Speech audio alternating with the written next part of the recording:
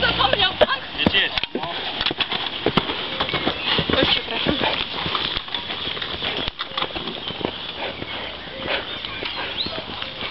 Nie puszczaj ręki, nie? No wiesz, że nie atakuj.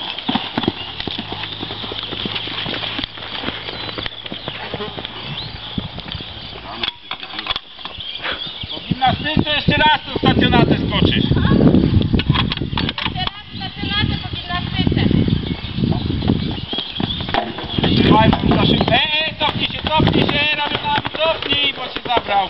Woltę, pogalopuj tu go na... Panuj konia, to nie dasz rady. Dasz radę. Nie tylko tak wydaje.